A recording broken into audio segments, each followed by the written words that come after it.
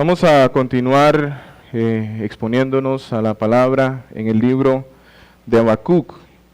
Y les voy a pedir que abramos las escrituras en el libro de Habacuc, capítulo 2, y vamos a estar leyendo los versículos 12 al 14. Habacuc, capítulo 2, versos 12 al 14.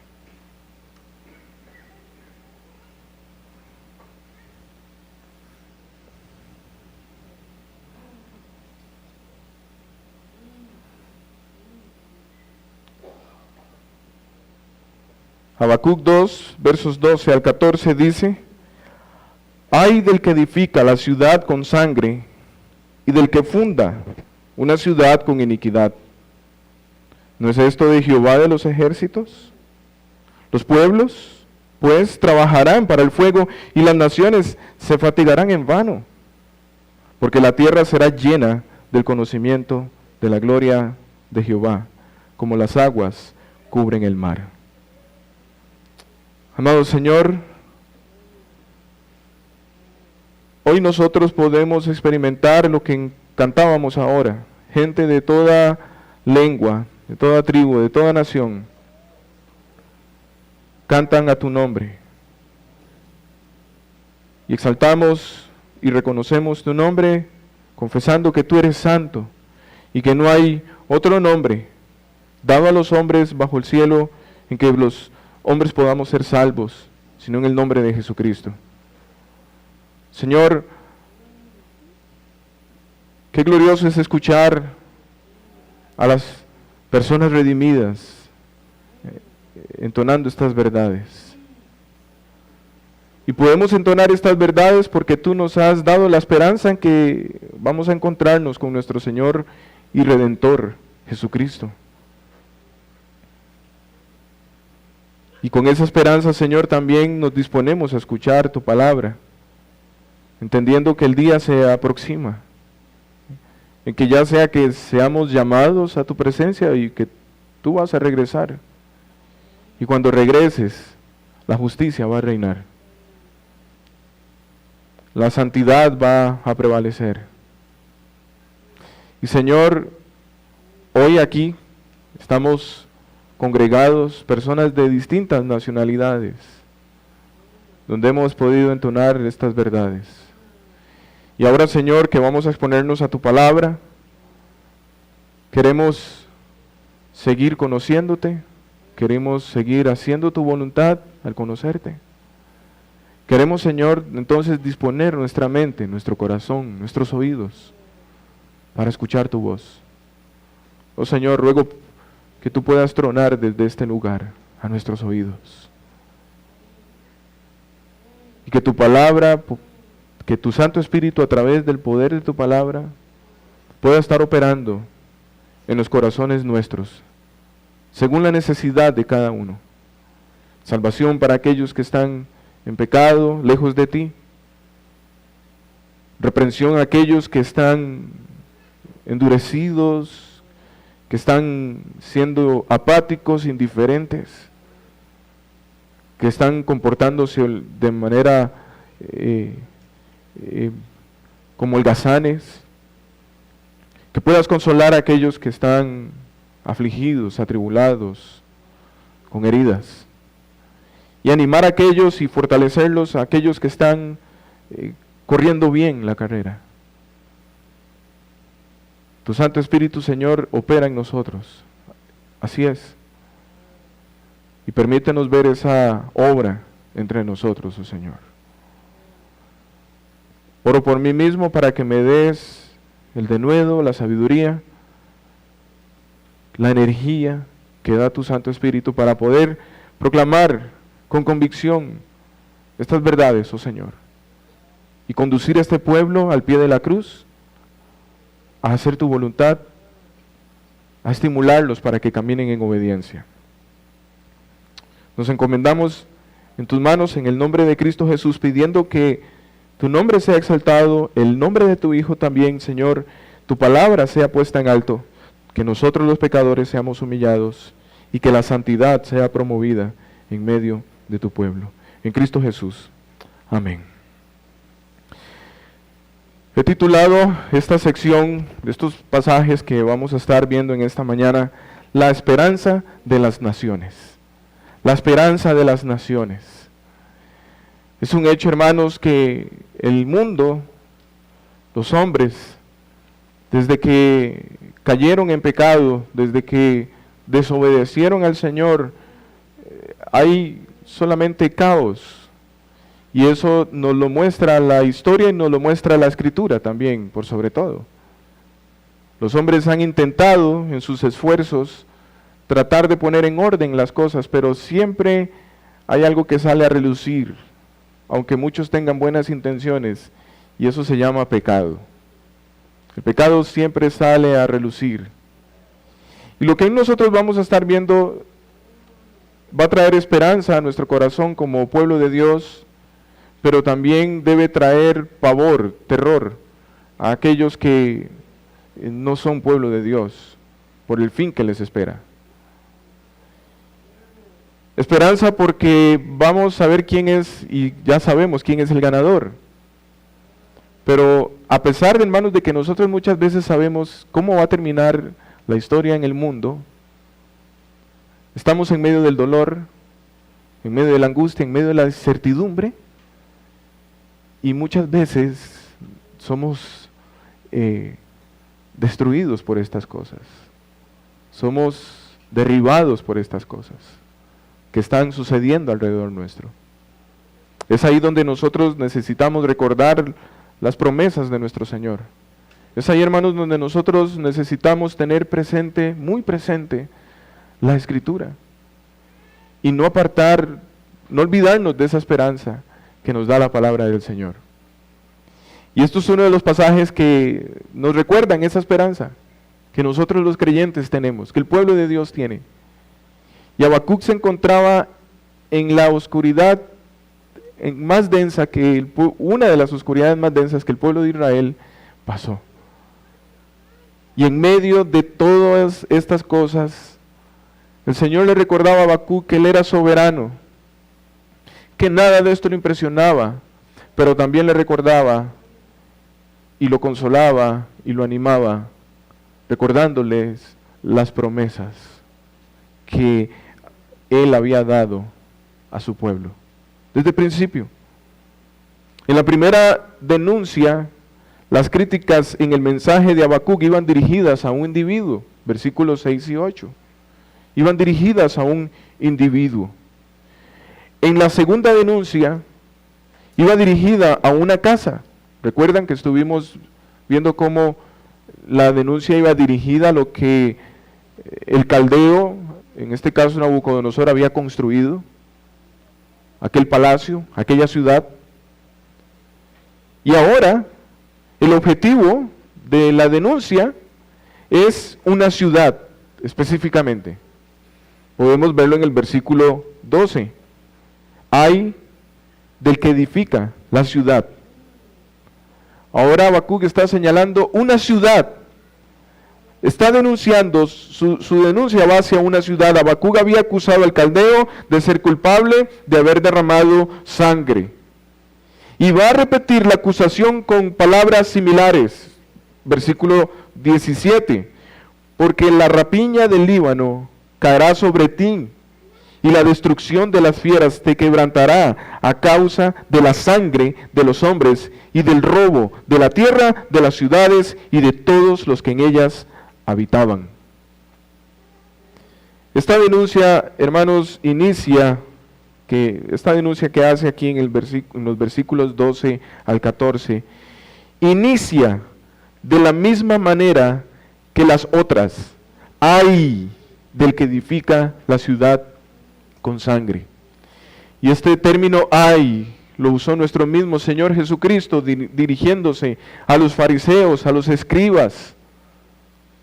Ay de ustedes, ay de ustedes. Y esto es un lamento, pero no como una queja, sino como una advertencia. Como decir, no saben ustedes de lo que les espera. Ay de ustedes que siguen este camino. Desde el principio que las de las Escrituras, nosotros podemos ver, hermanos, que la sangre se utiliza de una forma gráfica para describir la muerte violenta de un humano a manos de otro. Por ejemplo, después de que Caín matara a su hermano Abel, Dios lo llamó a rendir cuentas con estas palabras. Génesis capítulo 4, versículos 10 al 12. Nosotros ya empezamos a ver, después de Génesis capítulo 3, después de la caída del hombre, empezamos a ver cómo el pecado afectó a Adán y a Eva. Pero también empezó a afectar, el pecado se extendió a todos los hombres. Afectó a los hijos de Adán. En este caso son mencionados Caín y Abel. Y Caín mata a su hermano Abel. Parecía que nadie se había dado cuenta.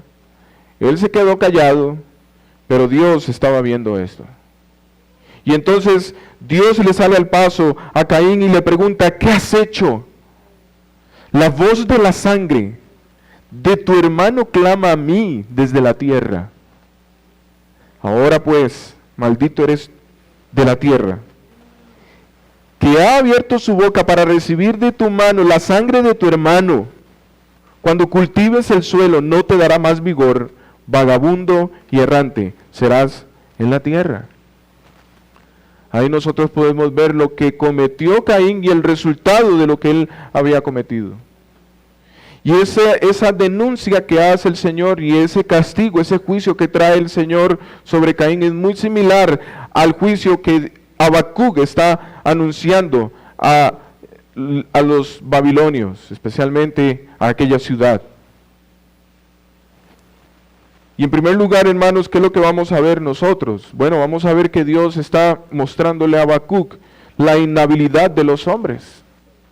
La inhabilidad de los hombres, por más poderosos que digan que son los hombres, por más cosas brillantes que hagan los hombres, detrás de todo eso se ve la inhabilidad de los hombres, y aquí nos referimos a lo pecaminoso que es el hombre, aún haciendo cosas buenas. Versículos 12 y 13. Ay del que edifica la ciudad con sangre y del que funda una ciudad con iniquidad. ¿No es esto de Jehová de los ejércitos? Los pueblos pues trabajarán para el fuego y las naciones se fatigarán en vano. Estos dos versos nos muestran que todo lo que el hombre haga, por más brillante que sea, lejos de Dios, eso es vano. Y los hombres están inhabilitados, no pueden cambiar las cosas, no pueden agradar a Dios, no pueden cambiar a las personas. La sangre humana tiene voz, y cuando es derramada, habla y su voz clama a Dios.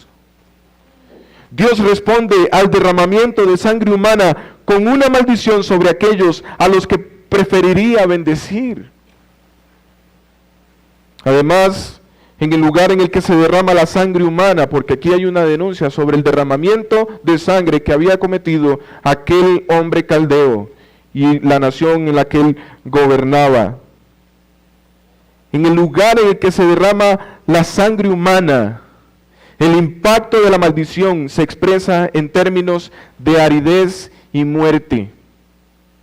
Y nosotros podemos verlo en la Escritura, y la historia misma nos confirma eso. En el caso del en el caso de Caín, como les leí ahora, en Génesis 4, 10 al 12, era la misma tierra que él labraba. Ese fue el juicio de Dios sobre Caín. Ahora, en el caso del caldeo, en el caso de Nabucodonosor, eran los magníficos edificios, especialmente el palacio real que él había levantado. Es por eso que en el versículo 11 se hace referencia, como vimos en la semana pasada, a las piedras y a la madera que claman contra él. Porque él levantó todo ese imperio, derramando sangre. De ahí, hermanos, también el impacto mortal en las naciones, pensando hoy en día. El impacto mortal en las naciones y lugares en los que se derrama sangre hoy en día. Podemos verlo en países del Medio Oriente, Asia Menor y aún en países de nuestro continente. Hombres que han levantado sus imperios han tomado poder derramando sangre. Y lo que podemos ver en esos gobiernos es maldición tras maldición. En una ciudad, pero no solamente una ciudad, podríamos pensar también en una empresa, en una familia, y pienso hoy en día en empresas como clínicas abortistas, una empresa muy famosa llamada Planned Parenthood, o un imperio, un gobierno, un partido político. Cuando son construidos con sangre, solo pueden traer y haber aflicción. Una experiencia de la maldición de Dios en lugar de una bendición. Por esa razón, hermanos, nosotros como creyentes no podemos, hermanos, apoyar esfuerzos como estos que hacen empresas, gobiernos, organizaciones. No podemos. La voz de cada una de las víctimas clama a Dios. Pensando en el aborto, porque esa es una de las cosas que se dan. Lo mismo que hacía Nabucodonosor, lo hacen hoy en día los hombres de esta manera. Y una de esas cosas es el aborto. Y hay un video que usted puede ver en redes sociales, es un poquito viejo, pero se llama El grito silencioso, donde se puede ver literalmente cuando está metiéndose aquella aspiradora para extraer aquel cuerpo pequeño. Se puede ver el clamor del bebé, prácticamente gritando. Él huyendo de aquello extraño que no es parte del cuerpo. Esa es una de las cosas, pero hay más cosas que suceden en el mundo. Cada una de esas voces claman a Dios. Su sufrimiento resuena por las calles, su sufrimiento resuena por las plazas, por los mercados, por los pasillos del poder, por el vientre de las madres. Llega al salón, todo eso llega al salón del trono del cielo y desgarra el corazón de Dios, lo indigna. Por lo tanto, Él decreta que todas las iniciativas de este tipo, hermanos, estarán condenadas a la frustración y al fracaso. El versículo 13 nos dice, ¿no es esto de Jehová de los ejércitos? Los pueblos pues trabajarán para el fuego y las naciones se fatigarán en vano.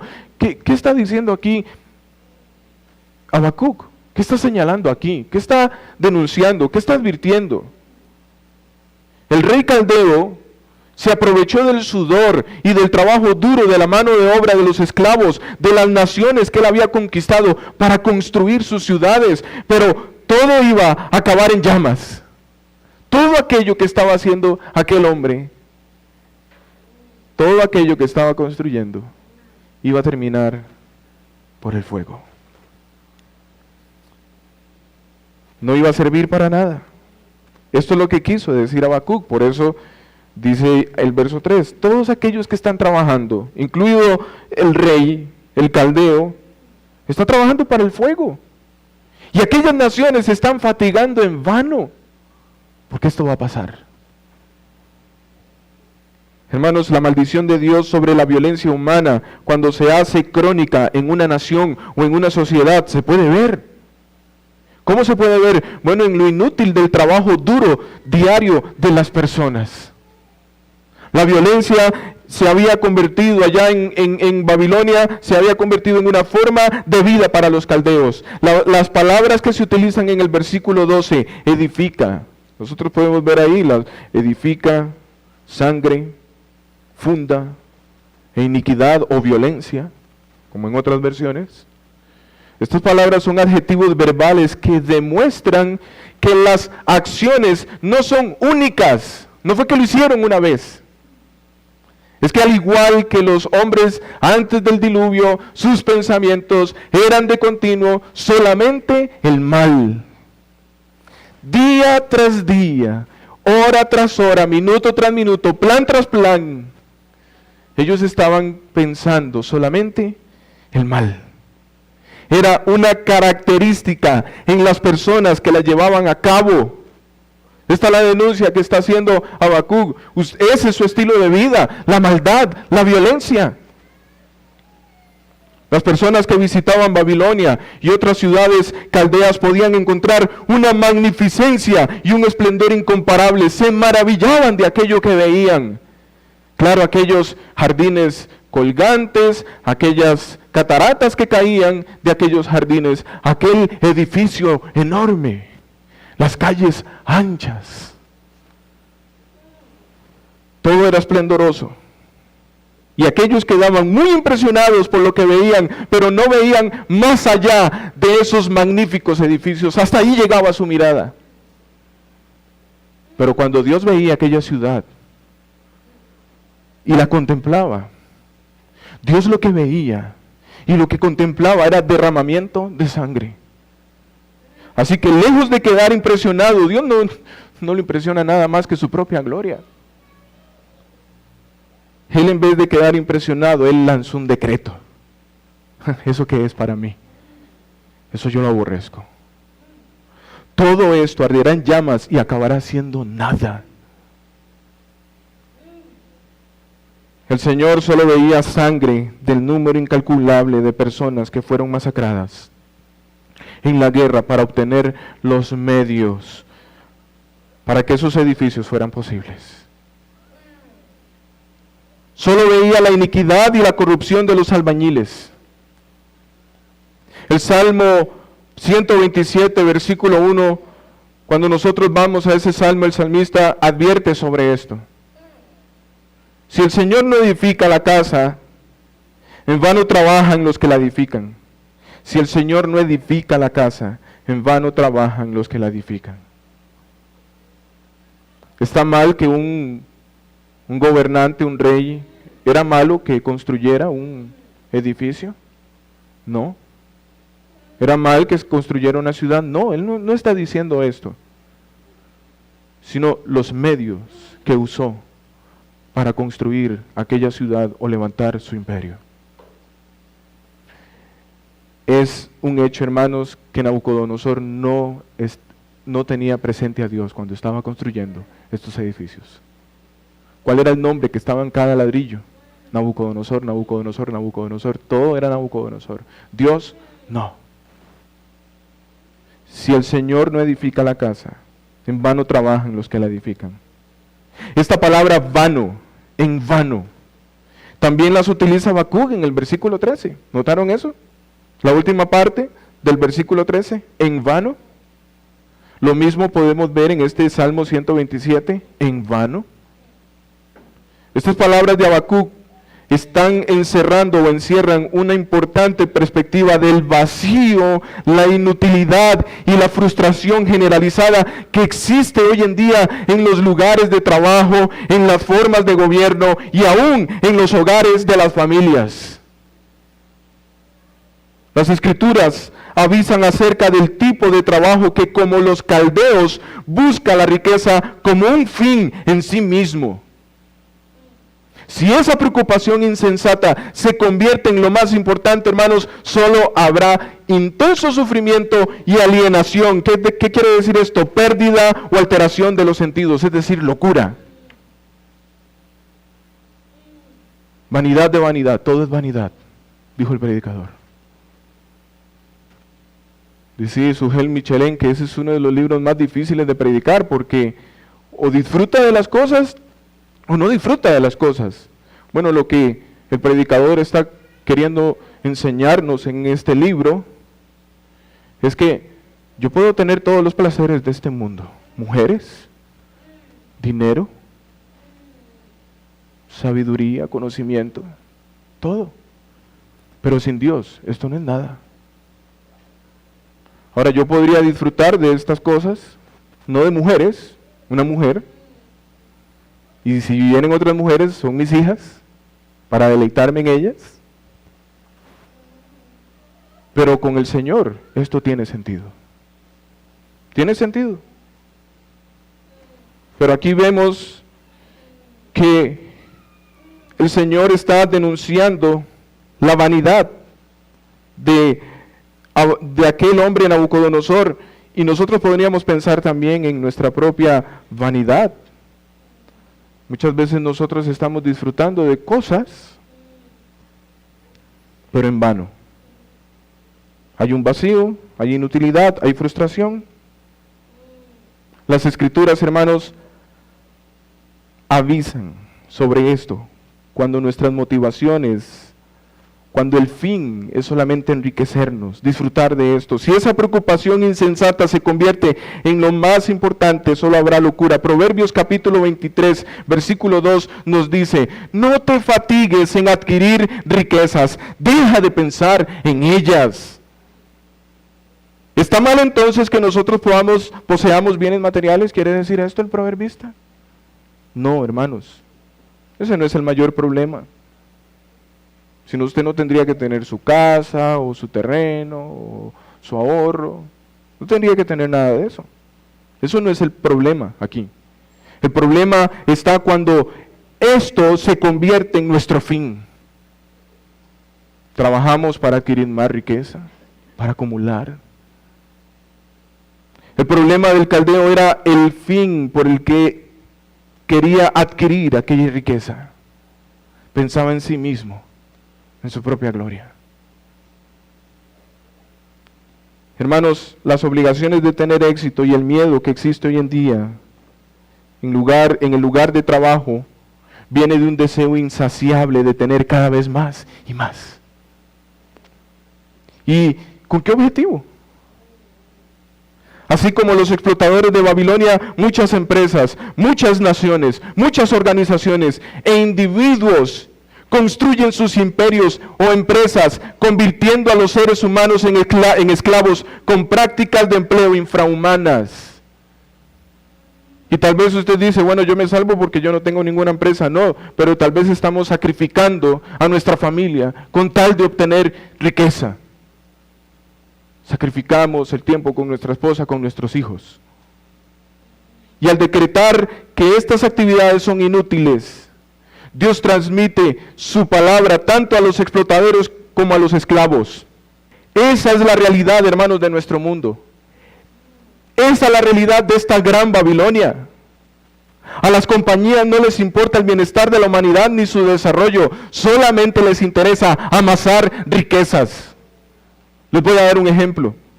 Grandes compañías que tienen por título el cuidado de la salud, hoy en día es lo que menos les importa. Cuidar de la salud de los hombres. Puede ser que encuentren la cura o el antídoto para alguna enfermedad, pero su mayor motivación no es el bienestar de las personas, sino obtener riqueza. A esto, hermanos, se le llama utilitarismo. Y esto era lo que estaba haciendo Nabucodonosor. Utilitarismo. Usó las cosas, usó a las personas con el fin de buscar su propio beneficio, sin importar el costo o el qué de los demás. Si tenía que quitarle la vida, lo iba a hacer. Y eso es algo, hermanos, que usted y yo podríamos cometer. Usar las cosas, usar las personas con el fin de buscar mi propio beneficio, sin importar el costo o el qué de los demás. Pero quiero mi propio beneficio. Esto mismo, hermanos, puede suceder en una iglesia. Movida por su deseo de poder, fama y riqueza, usa a las personas sin tener ningún interés por el bien de las almas, más que el beneficio que puede obtener de ellos. Y esta, como una Babilonia, se centra más en sí misma y en lo que quiere levantar, y no en Dios y lo que Dios quiere que su nombre sea levantado. Que su nombre, su gloria, su palabra y su santidad sean exaltados. Lo que Dios ve, hermanos, en la vida de cada hombre en particular, o una familia también. Puede ser que yo no estoy derramando sangre, como lo hizo Nabucodonosor. Pero en palabras del Señor, con solo el hecho yo de enojarme y maldecir a los hombres quienes fueron creados a imagen y semejanza de Dios, es como si estuviera yo derramando sangre. Y pensando en una iglesia, puede ser que una iglesia no derrame sangre, pero puede ser que sí. como pasó con la Iglesia Católica Romana y aún las iglesias establecidas. Derramaron sangre, con tal de obtener fama, poder, riqueza. Eso puede sucedernos a nosotros también, hermanos. Por esa razón nosotros tenemos que examinarnos constantemente cómo estamos conduciéndonos como iglesia de Cristo. Babilonia se ha manifestado vez tras vez. Se manifestó en Adán y Eva, en Caín y Abel, en la maldad de los hombres antes del diluvio, en los descendientes de los hijos de Noé cuando se juntaron para construir la torre de Babel, en cada imperio que se ha levantado, en la nación de Israel, en los gobernantes actuales. Babilonia es una expresión, una manifestación de lo que hay en el corazón del hombre sin Dios. El Señor le estaba mostrando a Habacuc que así como los caldeos, nadie, ni siquiera la nación de Israel, estaba en condiciones para mejorar las cosas en este mundo y en la vida de los hombres. Al ver la historia bíblica, hermanos, poco después de la caída, la condición moral del ser humano comenzó a deteriorarse rápidamente, hasta el punto de que antes del diluvio la práctica del pecado era el estilo de vida de los hombres. Eso lo podemos ver en Génesis 6:5. El hombre no necesitó de internet ni de páginas pornográficas para entregarse a la lujuria, a la inmoralidad sexual. No habían drogas ni nada de lo que normalmente nosotros consideramos los hábitos que han dañado a la sociedad hoy en día. Esas condiciones, hermanos, que tenían los hombres en Génesis antes del diluvio, fueron las que hicieron que Dios juzgara a la humanidad y que trajera un diluvio. Esas condiciones fueron las que hicieron que Dios juzgara a Babilonia, el caldeo y su reino. Y esas condiciones son las que harán que el Señor traiga el juicio sobre los hombres y esta gran Babilonia. Los hombres cambiaron la verdad de Dios por la mentira. Y eso los llevó a la idolatría. La aceptación de la mentira en lugar de la verdad llevó a los hombres a cambiar la imagen incorruptible de Dios por su propia imaginación. La degradación moral del hombre fue tan grande que Dios los entregó a sus propias pasiones y les permitió tener todos los deseos de su corazón, como pasó con Nabucodonosor. Dios le dijo, construye, levanta tu nombre, está bien. Pero eso llegó a su fin. La espiral descendente no tiene fin, hermanos. El hombre puede llegar y ha llegado al extremo de practicar aberraciones inmorales, violentas y perversas. Esto no es más que el resultado de la oscuridad de la mente, del endurecimiento del corazón, de la cauterización de la conciencia y de la esclavitud de la voluntad. Mientras los caldeos y sus huéspedes veían aquella gloria por medio de sus edificios, por medio de la vestimenta tal vez de aquel rey, el Señor veía toda aquella cosa como una pudrición. Pensemos en nosotros, hermanos. Mientras nosotros muchas veces vemos el mundo, mientras los hombres contemplan lo que han creado, lo que han levantado, ellos ven su gloria. Nosotros también incluidos vemos su gloria, vemos el poder, vemos las riquezas, vemos la seguridad que tienen, vemos la fama y nos parece glorioso y muchas veces los creyentes hasta babean por eso, por tener eso también. Mientras Dios, cuando ve todo esto que nosotros vemos, hermanos, Dios ve pudrición, ve perversión, ve corrupción. Lo que le espera a todo esto, nos dice la Escritura, de la misma manera que aquella ciudad es el fuego. En vano trabajan, se dedican a buscar estas cosas, en vano. Pedro nos da esta advertencia en su segunda carta, en el capítulo 3, versículos 10 al 13. Segunda de Pedro, capítulo 3, versículos 10 al 13. Pero el día del Señor vendrá como ladrón en la noche, en el cual los cielos pasarán con gran estruendo, y los elementos ardiendo serán deshechos, y la tierra y las obras, su casa, su carro, su cuenta en el banco, su ropa, las obras que hay en ellas serán quemadas. Estos grandes edificios que nosotros vemos en Dubái, todas aquellas cosas que nos cautivan, ¿pasará? Puesto que todas estas cosas han de ser deshechas. ¿Cómo no debéis vosotros andar en santa y piadosa manera de vivir? Esperando y apresurándoos para la venida del día de Dios, en el cual los cielos encendiéndose serán deshechos y los elementos serán quemados, se fundirán. Pero nosotros que estamos en medio de esta gran Babilonia, ¿nos entregamos a esas cosas esperando que el Señor venga? No. Dice, nosotros esperamos según sus promesas, cielos nuevos y tierra nueva, en las cuales mora la justicia. Qué extraño, ¿verdad, hermanos? Nosotros nos quejamos de la injusticia, pero a la vez como que tenemos un arraigo con todo lo que hay aquí.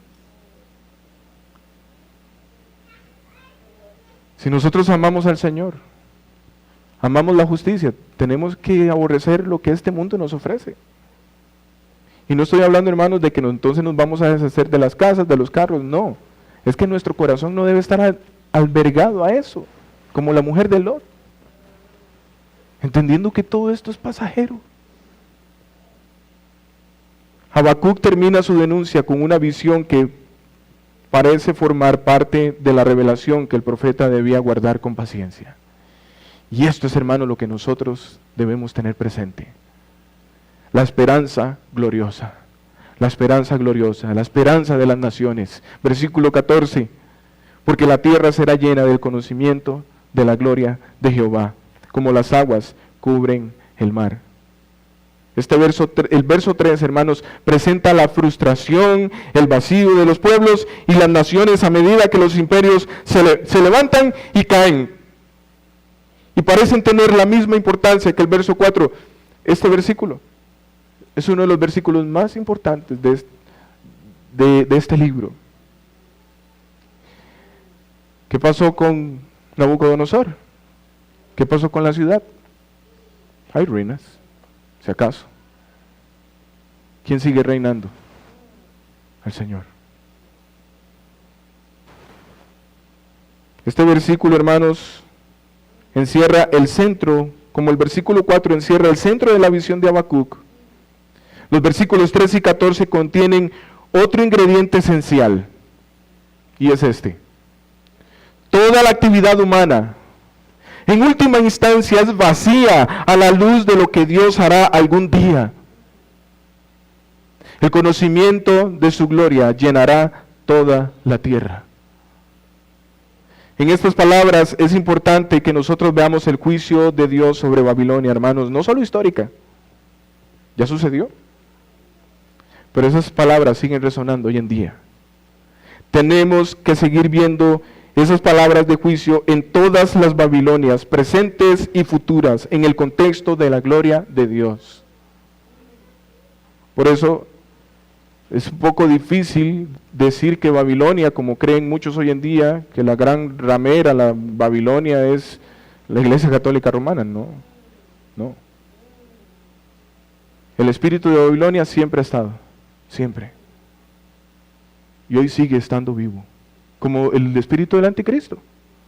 No es un ser como tal, sino todo aquello que se opone contra el Señor. ¿Y qué tenemos que ver aquí, hermanos? Si la gloria de Dios va a llenar toda la tierra, como las aguas cubren el mar, sin dejar lugar a nada más, entonces todas las cosas y todas las personas que sean hostiles a la gloria de Dios deberán ser destruidas. Porque Él dice que toda la gloria de Dios va a llenar la tierra. Y todo aquel que no ame la gloria de Dios, que aborrezca la gloria de Dios, no tiene lugar ahí entonces. No tiene lugar en la tierra. Debemos entender esto, hermanos. Este mundo, a la luz de las palabras de Pedro, no es que va a ser destruido completamente, no, va a ser purificado.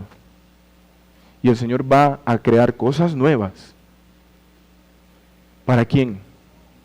Para aquellos que participan de su gloria. Eso significa esencialmente que aquellos que no están con la gloria del Señor, que no tienen participación en la gloria del Señor, van a ser eliminados. ¿Y quiénes son estos?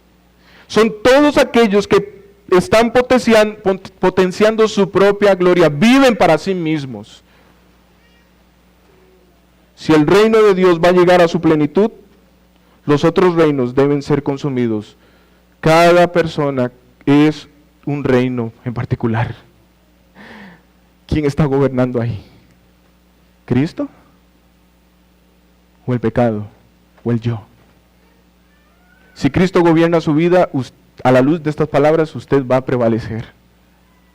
Pero si el yo gobierna su vida, si usted está dominado por su pecado, usted va a ser destruido.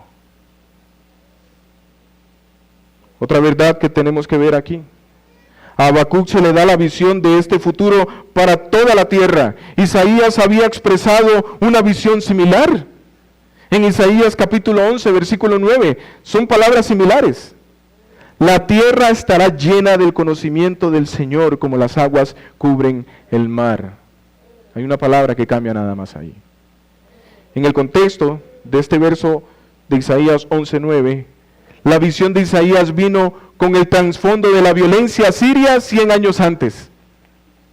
Su visión contiene una descripción gráfica de la violencia y del final de la violencia animal, culminando con la promesa: no dañarán ni destruirán en todo mi santo monte. El Señor dijo: no se van a salir con las suyas. Yo voy a prevalecer. Estos hermanos, esto es una imagen en la que los seres humanos dejan atrás la violencia. Solo puede ocurrir cuando las cosas y todas las personas conozcan y reconozcan y se humillen y se rinden a su Creador. ¿Queremos acabar con la violencia? Estaba viendo en las redes sociales, un medio de comunicación preguntaba: ¿qué tiene que hacer el país? ¿Qué tenemos que hacer nosotros para acabar con la violencia? Pueden levantarse muchos planes, pero si Dios no está ahí, en vano están trabajando los gobiernos, las comunidades, las organizaciones, en vano. ¿Qué es lo único? El problema, hermanos, está en el corazón, el problema de la violencia. ¿Y quién puede cambiar eso? Solo el Evangelio. Somos nosotros, hermanos, quien Dios nos ha dado la oportunidad, el poder, el respaldo para transformar una nación. No por lo que nosotros hagamos o porque seamos la iglesia más famosa, no. Es cuando la iglesia empieza a predicar el Evangelio, a extender el reino. Otra verdad que tenemos que ver aquí, hermanos, Habacuc añade la palabra gloria a las palabras de Isaías. Las personas no solo conocerán al Señor, no solo tendrán conocimiento del Señor, sí, ese es el Señor, no, también van a conocer su gloria. Y esta palabra se utiliza para hablar de la presencia visible de Dios, con el cual el valor preeminente de su carácter y sus acciones se reveló a los hombres, o se revela a los hombres. Conocer a Dios, hermanos, en toda esta gloria, no es solamente ver la luz del Señor, no. Conocer la gloria de Dios es conocer su carácter y sus acciones, sus atributos. Y esto nos lleva a dejar a un lado la autonomía orgullosa de los babilonios y a honrarle como Señor en sumisión y obediencia, alabanza y adoración. ¿Queremos ver si en una iglesia está la gloria de Dios? No es cuando la gente está haciendo cosas extrañas, hablando de manera extraña, tirándose en el suelo, como piensan muchos. Eso no es la gloria de Dios. La gloria de Dios es cuando los hombres dejan a un lado su orgullo y empiezan a honrar al Señor en sumisión, obediencia, alabanza y adoración. Y otra verdad que debemos ver, hermanos, en estas palabras del verso 14, es la palabra conocer o conocimiento. Desde el principio, cuando Adán conoció, nos dice la Escritura, Adán conoció a Eva.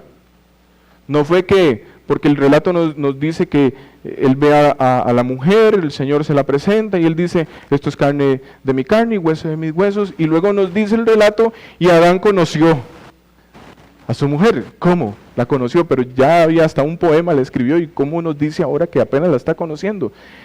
Es que ese término, lo que significa es que él tuvo intimidad sexual con ella, para procrear, y para deleitarse el uno al otro.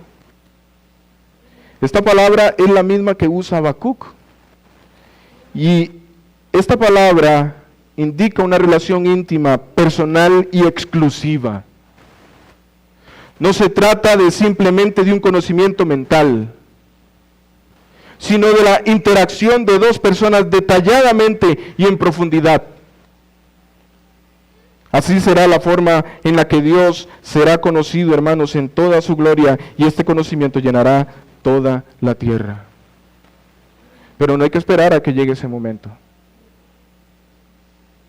Se supone que nosotros somos hijos de Dios y tenemos ese conocimiento, esa intimidad.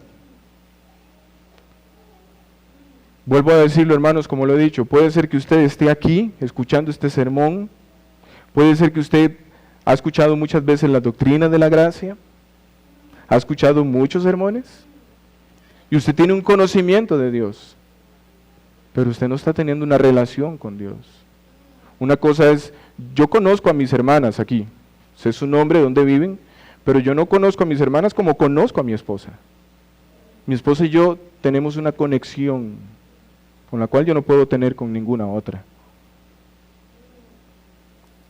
Eso es lo que Dios está diciendo. Mi pueblo me conoce así como un esposo y una esposa se conocen. ¿Conoce usted al Señor así? ¿O usted nada más, sí, yo sé quién es Dios? Si usted tiene una intimidad con el Señor, eso se tiene que reflejar en su vida. Se tiene que ver. Pensando en ese conocimiento, en lugar de ser contaminada en aquel entonces, la tierra con sangre, la tierra será cubierta de la gloria de Dios. Glorioso día es, hermanos. En medio de tanta violencia hoy en día y en medio de la desesperación y la trivialidad que corroe las ciudades y las naciones, haríamos bien en preguntarnos constantemente, hermanos, ¿no viene del Señor de los ejércitos? Pues la tierra se llenará del conocimiento de la gloria del Señor. En conclusión, no tenemos, hermanos, que esperar a que llegue ese gran momento esperado. Lo esperamos, pero no tenemos que esperar a que llegue. El Señor está haciendo una obra parcialmente en todo este lado de la gloria. Los hombres que el Señor ha escogido se están llenando del conocimiento de la gloria del Señor, es decir, la iglesia se caracteriza por fortalecer su relación con el Señor día a día. Esa es una de las cosas que distingue a un hijo de Dios. Usted podría ser miembro oficial de esta iglesia, pero si usted no está reflejando un crecimiento en el conocimiento del Señor, por más miembro que usted sea y tantos años que tenga, eso no garantiza que usted sea un hijo de Dios. Lo que garantiza y lo que demuestra que usted es un hijo de Dios es el conocimiento que usted va adquiriendo del Señor. Es decir, están conociendo no solo al Señor, sino también su propia gloria. La presencia de Dios en ellos es real por medio del Espíritu Santo en sus vidas. Dios les ha revelado su carácter y sus acciones por medio de la persona de Jesucristo. Y en respuesta, estos hacen a un lado su orgullo, su autonomía, para ahora vivir en sumisión, obediencia, alabanza, gratitud y adoración. Ya no se distinguen por vivir para sí mismos y sus ideales, siendo utilitaristas, derramadores de sangre como los babilonios. Ahora se distinguen por tener una relación íntima, personal y exclusiva con el Señor. ¿Se distinguen nuestras vidas por esto? ¿Se distingue esta iglesia por eso? Todo aquel, hermanos, que ha puesto su esperanza en Cristo, ha de mostrar en sus vidas estas cosas. Pues Él hace que en nosotros esa esperanza sea una realidad. Apocalipsis nos hace una descripción gloriosa de esa esperanza que tenemos todos los creyentes de todas las naciones. Las palabras de Habacuc se manifiestan de manera plena en estos dos pasajes, Apocalipsis 7:9. Apocalipsis 7:9. Después de esto miré y vi una gran multitud que nadie podía contar, de todas las naciones, tribus, pueblos y lenguas, de pie, delante del trono y delante del Cordero, vestidos con vestiduras blancas, una señal de la justicia de Dios reinando en los hombres, y con palmas en las manos. Y Apocalipsis capítulo 21, versículos 3 al 5. Apocalipsis 21, 3 al 5. Nos dice: entonces oí una gran voz que decía desde el trono: he aquí, el tabernáculo de Dios está entre los hombres, y Él habitará entre ellos, y ellos serán su pueblo, y Dios mismo estará entre ellos. Él enjugará toda lágrima de sus ojos, y ya no habrá muerte, ni habrá más duelo, ni clamor, ni dolor, porque las primeras cosas han pasado. La violencia, la injusticia, el pecado, la inmoralidad, incluso todos aquellos que vivían para estas cosas. Y el que está sentado en el trono dijo: he aquí, yo hago nuevas todas las cosas. Y añadió: escribe, porque estas palabras son fieles y verdaderas. Esta es la gloria de Dios, hermanos. Eso es lo que va a llenar la tierra. Si estas cosas no están en usted hoy, es porque usted no ha puesto su esperanza en Cristo, la gloriosa esperanza. Como lo declara el versículo 14, todo aquello que no sea parte de la gloria de Dios tendrá que ser consumido. Es decir, todas las cosas y todas las personas que sean hostiles a la gloria de Dios deberán ser destruidas. Esto significa, hermanos, esencialmente que serán eliminados quienes intentan potenciar su propia gloria. ¿Para quién está viviendo usted hoy en día? El reino de Dios va a llegar a su plenitud, hermanos, y los demás reinos serán consumidos, incluidos los reinos individuales de cada persona. ¿Pretende seguir usted siendo su propio rey, su propio señor? A mí nadie tiene que decirme nada. Yo vivo como yo quiero. Bueno, siga siendo su rey. El Señor dice: en vano. Lo único que vas a recibir es juicio. Ejemplo tenemos en los faraones, en Nabucodonosor, en Belsasar, en los medo-persas, en Alejandro Magno, los Césares, los príncipes Felipes. Cuando murió este hombre, yo dije, lo primero que pasó con este hombre es que se encontró delante del Rey de Reyes. ¿Y qué pasó con él? No sabemos. Si puso su esperanza en Cristo, prevaleció. Si no, ha sido condenado. Y la lista sigue, porque cada hombre pretende ser su propio rey y tener su propio reino, lejos de Dios. Bueno, así como le ha llegado el fin a todos estos reinos, le van a llegar a estos hombres, incluidos nosotros, incluido usted que no tiene su esperanza en Cristo. Pero aún usted vive, está aquí sentado, escuchando este sermón. Todavía hay esperanza. Conozca al Señor, renuncie a su orgullo. Sométase al Señor. Viva para Él. Para que usted entonces pueda permanecer en la gloria del Señor.